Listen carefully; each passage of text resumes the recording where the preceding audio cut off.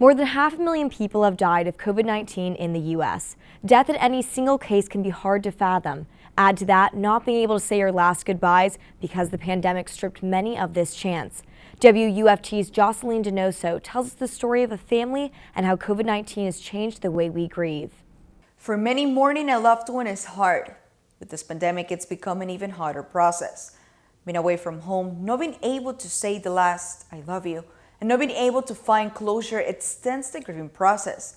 In this report, I'll tell you about a designer who lost her dad in December and hasn't been able to lay him to rest. I don't know, call it intuition, call it, something inside of me that said, I have to go see my mom and dad. That feeling brought this New Jersey Hispanic designer, Ramon Perez, back home to visit her parents. I never realized that would be the last time that I would see my father. 3 months passed, and Ramon Perez was in the hospital fighting COVID-19. When my sister sent him and when my mom sent him, it was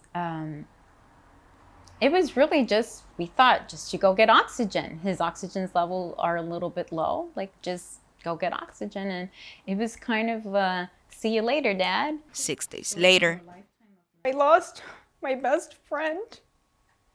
Ramon Perez is one of nearly 600,000 people in the U.S. who died because of COVID-19. Anybody that has suffered a COVID loss has to live with is that your loved one is alone.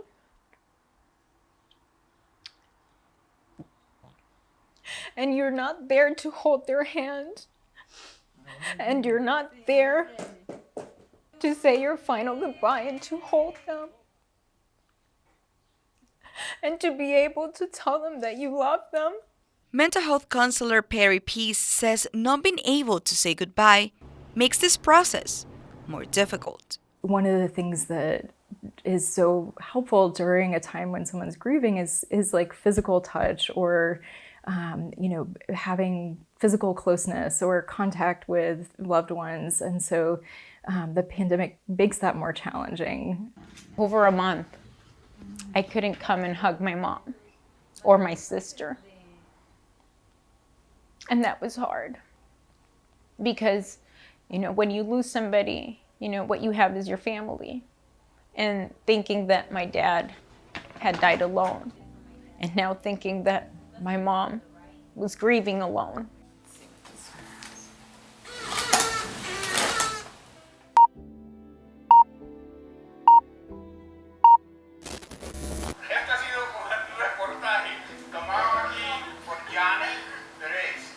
El día en que yo me muera, que no me vayan a enterrar, que me hagan la cremación y que las cenizas vayan al cementerio, a la fosa de mi papá y mi mamá.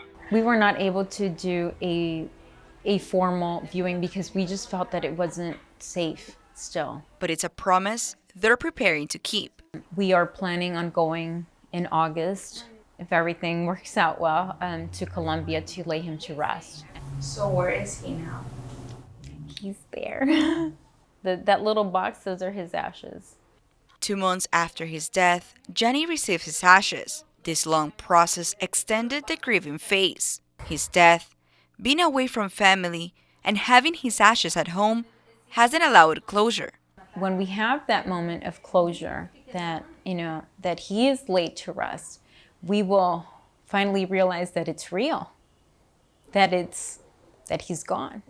Registered clinical social worker intern Joy Stainer says this is expected. There's a suspended state that's a deeper level complex grief because we don't have the schema in our minds to have even prepared or adapted for what this would be like. So we're learning as we go. And it seems a lot slower.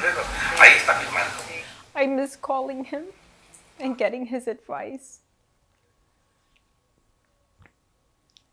And I miss talking to him for hours and seeing and reading his emails.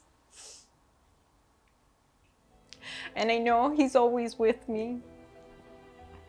And I know that I see him in my dreams. And I can at least hug him in my dreams. Even if Jenny and her family find that closure, it's a hole they say it would never be filled. I follow up with Jenny and she told me the family won't be able to go to Colombia in August due to the high number of COVID-19 cases. At the time of this story, Colombia reported more than 2.7 million COVID-19 cases and more than 71,000 deaths. Jocelyn Donoso, WUFT News.